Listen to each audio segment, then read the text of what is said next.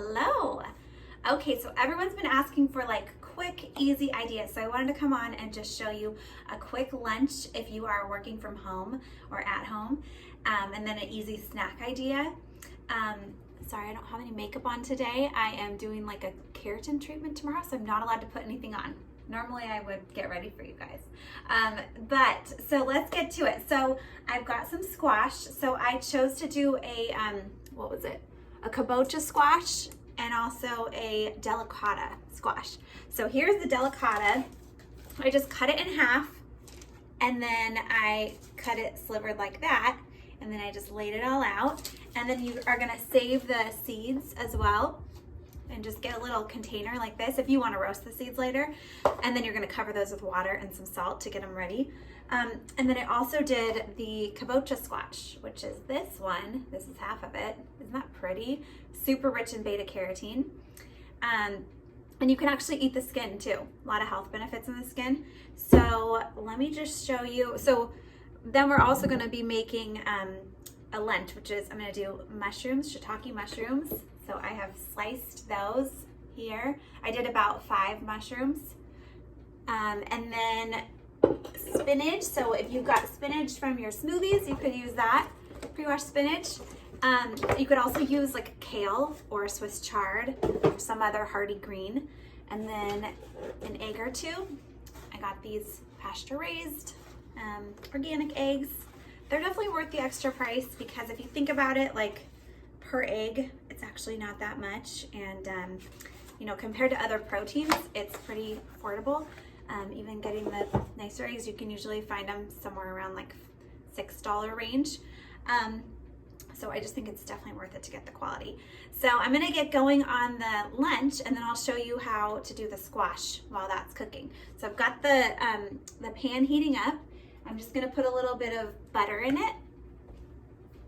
So that's getting warm. Add your butter. Maybe not with a giant chef's knife, but you know, you get the idea. So we'll heat that up on maybe medium heat. And then we'll get the mushrooms in first. So the idea is you're gonna like put the mushrooms in, saute them, maybe do a little bit of like sea salt and pepper, and then add the spinach and let that wilt down. And then you're gonna create like a little hole in the middle where you will put the egg. And then you put the lid on, and then once you pull the lid off, after a couple minutes, the whole thing is done. You've dirtied one pot. It really only takes, I know it sounds kind of complicated, but it only takes like 5 minutes. So this is something I have loved to do since I've been home more in the last 10 months because it is super quick. So if you're not out during the day and you're home, this is a really easy thing to do.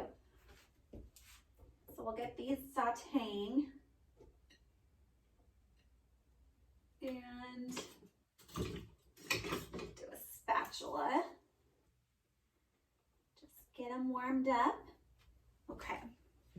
So while those are going, I'm going to show you how to do the squash. So I kind of touched on it a minute ago, but let me just show you how I cut these. Just a second. I'm going to angle it down here. Okay, so there's the Kobocha squash.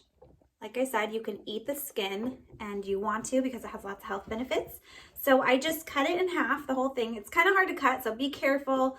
Kind of, it might help to do like a flat spot on the end and then get it steady before you make the big cut. And then just rock it a little bit, rock the knife. And then you're going to peel it, or not peel it, you're going to de-seed it. So take the seeds, it de-seeds really easily, this one. And they just pop right out, and then put them in some type of container like I've got here. And what we'll do is just cover them with salt water, and that just helps them start breaking down the phytates, which makes them more easy to digest and taste better too, because you get a little bit of that salt. So you want to do that for at least a couple hours. If not, you can do it even overnight.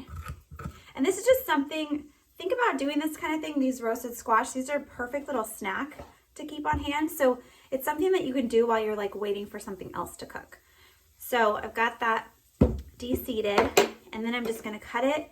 I like to do it this way, kind of in wedges, almost like a melon. So be really careful because like I said, it's hard. You can kind of do this with your hands to really prevent cutting any fingers.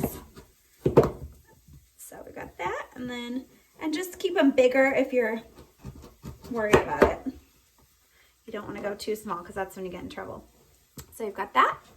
I'm just going to arrange them on parchment paper. The reason I use parchment paper is because you don't want them having contact with aluminum if you can help it. So you could either use one of those like Silpat baking mats, or parchment paper is great. Okay, and then we've got the other half. And with the Delicata squash, these ones, you can eat the skin too. So it just makes it's super easy. I mean, I can get this done, this like chopping and putting them onto the baking sheets in a couple minutes. And then you pop it in the oven. I've got the oven preheated to 415. And then you want to give them 30 minutes or so. Once they're kind of browning and pierceable with a fork is when they would be ready. And they just make a great snack. You can put them like into a Tupperware and then have them in your fridge. And just eat them straight, sprinkle them with a little salt. I'm gonna keep these super simple and kind of plain, but you also could season them up a little bit more with like curry powder, salt and pepper. I would recommend doing like an avocado oil because that's a better high heat oil. I don't have avocado oil right now. And since I'm staying in my grandma's kitchen kind of temporarily for the month, I didn't want to buy everything. So I'm just going to do olive oil. So you can do that too. But like I've mentioned before, olive oil is more of a lower heat oil. You don't want to get it too hot. So you can do this. So anyway, normally if I was at home, I would do avocado oil, but it's okay. If you just have olive oil, do that. Coconut is another good high heat oil. And you can actually get those coconut and avocado. You can get them in a sprayable version, which is really nice for roasting things like this, things like veggies. I'm gonna go stir my mushrooms a second. So you want them to start getting brown. Stir them up a little bit. Looking good. So in a minute here, we'll put in and another thing, so I'm just doing like a quick style, but if you had more time, a fresh herb would be great, or dried herbs would be good too, which wouldn't take any extra time, but thyme would be nice, the herb, or sage, oregano, especially in the summer. I was making this over the summer, and I had more fresh herbs on hand, so I did just like throw in fresh herbs all the time, which is so great to do, get in the practice of doing, because they definitely add nutrients themselves, and they also make the nutrients of whatever food you're having them with more absorbable. So I definitely recommend adding herbs anytime you can. In fact, I'm talking myself into it. I might just put some dried thyme on those mushrooms. Why not? Okay, so we've got the squash ready. I'm gonna sprinkle a little bit of salt on them. There we go. And you can sprinkle a little bit more after they've roasted, then that'll really stick. And like I said, you could do curry powder, would be really good on these especially. I also love doing the same exact thing with like cauliflower and doing the curry on it too. And curry is a mix of it's usually five different herbs, spices. So you get a nice variety by just doing that one powder. Okay, so I'm just gonna pop these into the oven, and I'll angle you back up here.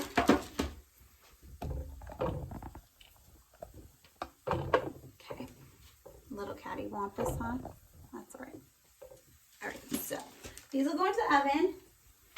Set your timer for, before you preheat the oven, you should make sure that the racks are spaced so that you can get both of them. Both baking sheets in there. So I'm gonna do it like this. Come on. Okay. Put these up top, these down below. And then just set your timer for 25 minutes and check on them to make sure they're not browning too much. That's in the middle of that. Okay, 25.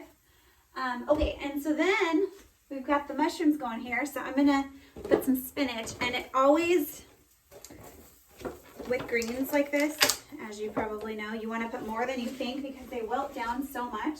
So I really kind of fill up the whole thing.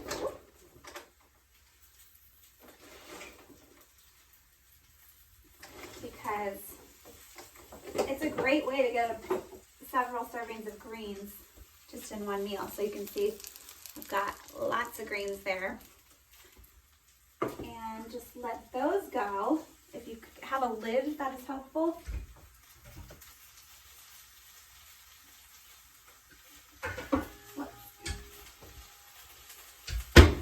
This will work.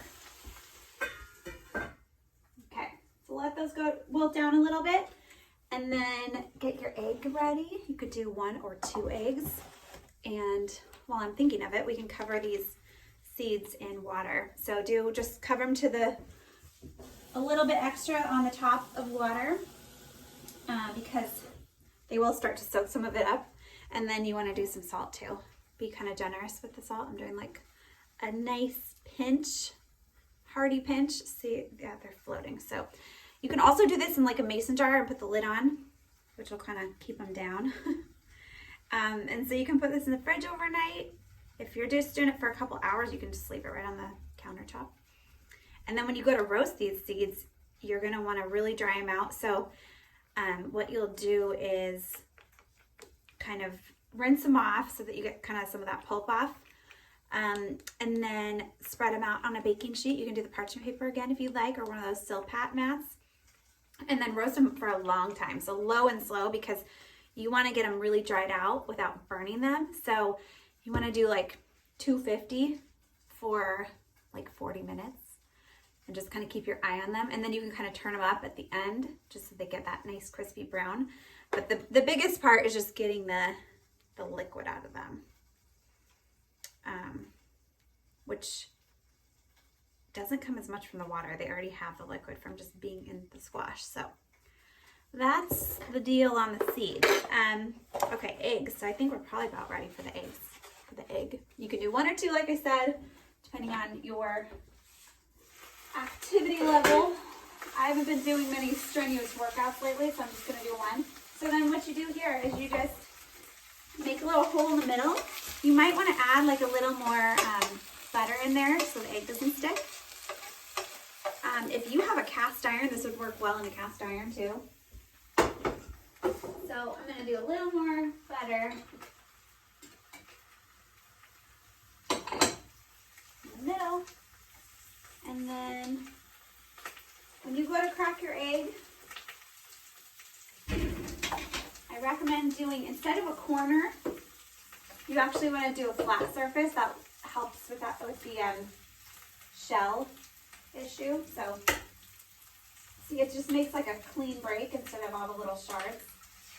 Okay, and then you put it in, and then you just want to get the lid right on. So you've got it like this. Look at that nice orange yolk too. So then you just put the lid on. I like my eggs runny, the yolk runny. They're actually easier to digest if you keep the yolk runny and then have the white cooked, of course. So that would be like a sunny side up. I like it like that. And so once you get the lid on, the top will cook too. And then you just kind of pull it off and peek at it. Make sure it's done to your liking. And then you can do a little salt and pepper, and then it's done. So you've got your lunch. Like I can make that in 5 minutes. And you've got the squash roasting. So once those are done, I like to just kind of put them in a little line in a Tupperware. You could also put them in like a Ziploc, and you could grab and go. You could take that for lunch if you're working away from home. Not lunch, but probably more of like a snack. So let me know how that goes. I hope you like it all. And yeah, that's all I got for today. So I hope you guys are having a great day. All right.